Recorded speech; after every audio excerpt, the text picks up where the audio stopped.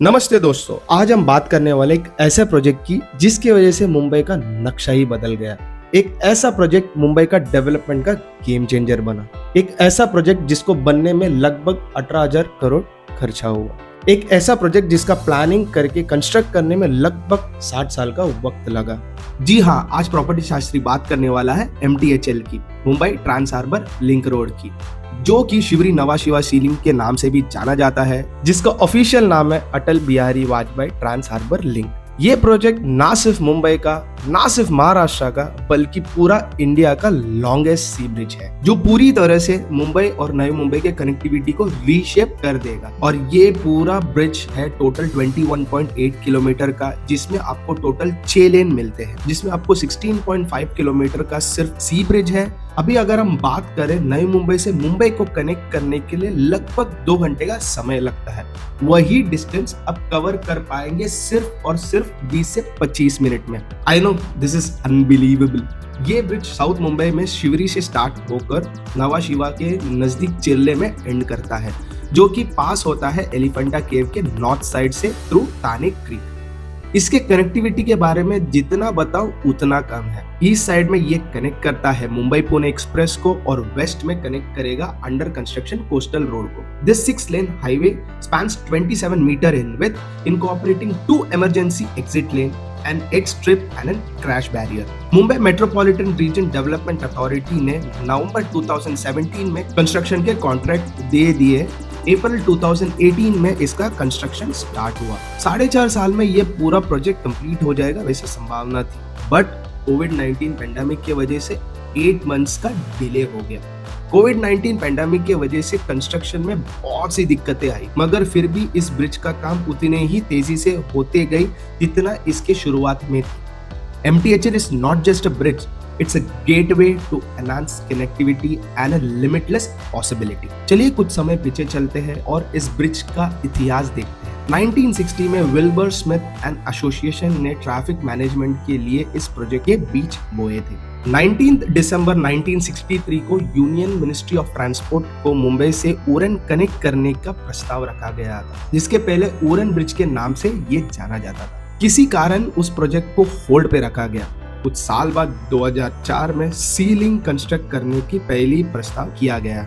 Infrastructure leasing and financial services, उसको short form में IL&FS, on a built, own, operate and transfer basis में रखा गया था। लेकिन बिना कुछ रीजन बताए गवर्नमेंट ने इस प्रोजेक्ट को भी बंद कर दिया। 2005 में एक और ट्रायल किया गया। रिलायंस एनर्जी के साथ हुंडई कंसोर्टियम ने बिड जीत ली थी, बट टाइम पीरियड कम होने के रीजन के वजह से MSRDC ने दोनों बिड को कैंसिल कर दी। इन 2008 13 इंटरेस्टेड कंपनी में से किसी भी कंपनी ने बिड पेश नहीं किया। MMRDA ने पास्ट में आए सारे चैलेंजेस को इग्नोर करते हुए अगस्त 2011 में टेक्नो इकोनॉमिक फिजिबिलिटी स्टडी को समझने के लिए अरूप कंसल्टेशन इंजीनियरिंग एंड KPMG को अपॉइंट किया और अक्टूबर 2012 में finally public private partnership that is PPP को chief minister and ministry of environment and forest से ग्रीन सिग्नल दिया गया।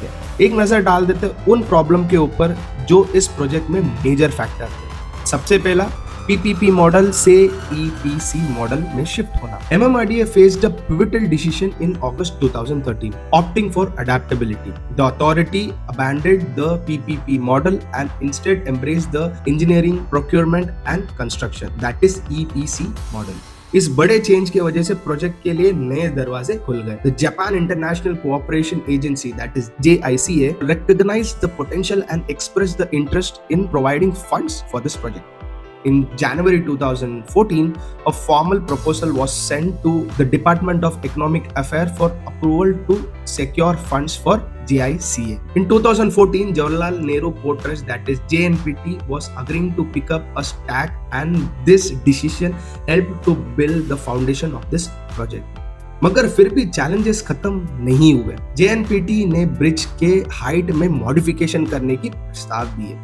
इस वजह से सिचुएशन और कॉम्प्लिकेटेड हो गई। उसके बाद आए environmental hurdles and impact on flora and fauna. वैसे भी कोई भी इंफ्रास्ट्रक्चर प्रोजेक्ट चैलेंजेस के बिना पूरा नहीं होते। करंट मैंग्रोव्स एंड फ्लामिंगो की पॉपुलेशन देखकर उन पर इस प्रोजेक्ट का नेगेटिव इम्पैक्ट होते हुए दिख रहा था। FAC ने इंक्वायरी की डिमांड की। पूरे जांच पड़ताल करने के बाद पता चला कि इस प्रोजेक्ट के वजह से लगभग 1600 trees that is 1600 trees affect हुए। एनवायरमेंट का ध्यान रखना भी उतना ही जरूरी था। इन May 2015 the China communication construction company that is CCCC has expressed its interest in MTHL project. According to Fadnavis ji, CCCC pledged to complete the project within 3 to 4 years of appointment and providing 2% concession funding. इस सब के बाद भी एक बड़ा challenge बाकी था जो कि द लैंड एक्विजिशन। इस प्रोजेक्ट को बनाने के लिए टोटल 130 हेक्टर्स लैंड पार्सल की जरूरत थी, जिसमें 88 एकर्स लैंड का योगदान ऑलरेडी सिडको ने दे दी थी और बाकी बचे हुए जमीन प्राइवेट ओन थी। इतने सारे प्रॉब्लम आने के बाद भी गवर्नमेंट उम्मीद नहीं छोड़ रही थी। गवर्नमेंट वाज लाइक बड़े बड़े शहरों में छोटे छोटे बातें होती रहती है। इसके बाद Mumbai trans harbour sea link road के बहुत ही इंपॉर्टेंट स्टेज पर आए थे। MMRDA in its pursuit for excellence invited request for qualification, that is RFQ, for civil construction in 3 district packages. These packages include a 10.38 kilometers long bridge section across Mumbai Bay and Shivri interchange, another 7.804 kilometer long bridge section across the Mumbai Bay and Shivaji Nagar near Gavan interchange, and a 3.613 kilometers long viaduct with interchange at SH52, SH54 and NH4B near Chirle, Navi Mumbai. The consortium of Larsen and Toubro and Japan's IHI cooperation secured the contract for the Shivri side of the bridge, that is package 1, while the consortium of Daewoo and Tata Project Limited won the contract for the Navi Mumbai side of the bridge, that is package 2. L&T was awarded the contract for the bridge portion on the land towards Chirle, that is package 3. This contract marked a significant milestone in the journey, with Larsen and Toubro being awarded 7,633.3 crores for package 1 and 1,013.79 crores for package 3. The consortium of Tata Project Limited and Daewoo secured package 2 at a cost of 5,612.61 crores. Japan International Cooperation Agency ने MTHL के funding में एक बहुत ही महत्वपूर्ण भूमिका निभाई। JICA provided 85% of the total cost through a concessional loan. Fund के disbursement 3 part में हुआ। The MMRDA bore 1.2% of the project cost and the remaining amount was covered by the state government. Financial year 2017-18 में MMRDA ने MTHL project के लिए total 1200 crores दिए। सितंबर 2021 तक project का लगभग कॉस्ट हो गया था 17,800 crores.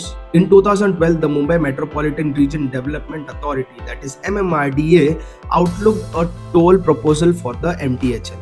The actual toll rates are mentioned in the screen.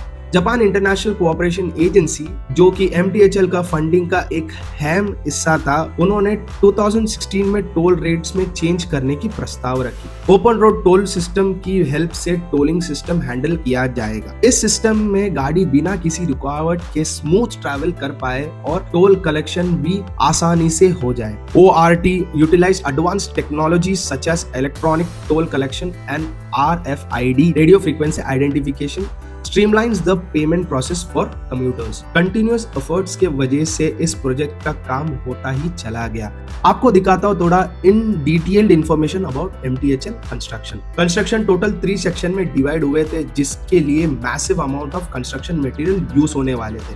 इस प्रोजेक्ट में इनोवेटिव ऑर्थोट्रोपिक डेक यूज किया गया है, जो ब्रिज को और मजबूत बनाता है और जिसके वजह से एडिशनल पिलर लगाने की कोई जरूरत नहीं पड़ती। ये orthotropic deck Japan, Myanmar, Vietnam जैसे देशों में बनाया गया है और MTHL के लिए ट्रांसपोर्ट भी किया गया है। मतलब ना सिर्फ इंडिया बल्कि और भी 3 से 4 देशों इस प्रोजेक्ट के लिए इनडायरेक्टली काम कर रहे थे।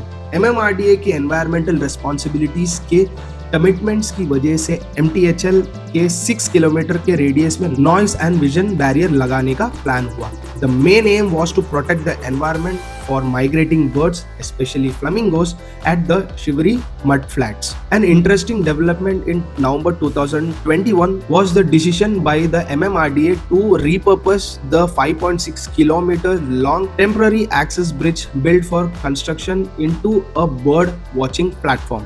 This platform would allow visitors to view flamingos and other birds, providing an eco-friendly and cost-saving alternative rather demolishing the bridge. MTHL की वजह से कनेक्टिविटी अच्छे होने ही वाली थी, लेकिन MTHL को जो इंटरचेंज मिलने वाला है उसके वजह से कनेक्टिविटी में 4 चांद लगने वाली थी। वो कैसे? चलिए दिखाता हूँ। The first interchange is situated at Shiveri, which the Mumbai Metropolitan Region Development Authority, that is MMRDA, plans to construct a 1.5 kilometer long cloverleaf interchange on a 27 acres plot leasing from the Mumbai Port Trust. This interchange will include 2 lanes branching from the MTHL connecting to the Eastern Freeway, Missent Road and proposed Shiveri-Worli elevated road. Second is Shiveri-Worli connector, जो कि Shivri Worli elevated corridor से भी जाना जाता है और ये connector Bandra Worli ceiling और MTHL को जोड़ने की महत्वपूर्ण भूमिका निभाता है। थर्ड है शिवाजी नगर इंटरचेंज, जो MTHL को वेरियस की डेस्टिनेशंस पहुंचाने के लिए मदद करता है, जैसे कि नई Mumbai international airport, Nhava Sheva port and various local roads. इस इंटरचेंज के वजह से MTHL के कनेक्टिविटी में 4 चांद लग गए। और लास्ट है चिरले इंटरचेंज, जो MTHL और मुंबई पुणे एक्सप्रेसवे के बीच में अच्छा कनेक्टिविटी बनाते हैं। चिरले इंटरचेंज की मदद से पनवेल को कनेक्ट करने का और आसान हो गया। देखा है ना इन्फॉर्मेटिव वीडियो। तो अगर ऐसे ही और इन्फॉर्मेशन चाहते हो तो सब्सक्राइब कीजिए प्रॉपर्टी शास्त्री यूट्यूब चैनल को, और इन्फॉर्मेशन पसंद आया तो लाइक जरूर करना। Mumbai Trans-Harbour Link is expected to have a significant impact on real estate market in Mumbai and its surrounding area. The bridge will improve connectivity between Navi Mumbai, Panvel, Karjat, Kalyan, Badlapur, Dombivli, Turbe, Gansoli, Airoli, Ulve, Dronagiri, Ambernath, Vashi and other mainland communities. ये था complete information MTHL के बारे में। इतने सारे problems आए, इतने सारे डिसीजंस बदले, इतने सारे लोगों और देश ने अपने योगदान दिए इस प्रोजेक्ट को बनाने में, एंड फाइनली अब ये Atal Bihari Vajpayee trans harbour link road public use के लिए स्टार्ट हो गया है। एंड डेफिनेटली अब इस प्रोजेक्ट ने ओवरऑल मुंबई का नक्शा ही बदल दिया है। 2 घंटे का टाइम पीरियड कम करके सिर्फ 20 मिनट होने वाला है। इस प्रोजेक्ट को एक गेम चेंजर बनाता है। That's why MTHL is not just a bridge, it's a gateway to enhance connectivity and a limitless possibility. आपको सारा इन्फॉर्मेशन कैसा लगा ये कमेंट सेक्शन में जरूर बताना और सब्सक्राइब कीजिए ऐसे ही अपडेट्स के लिए। चलिए मिलते अगले वीडियो में।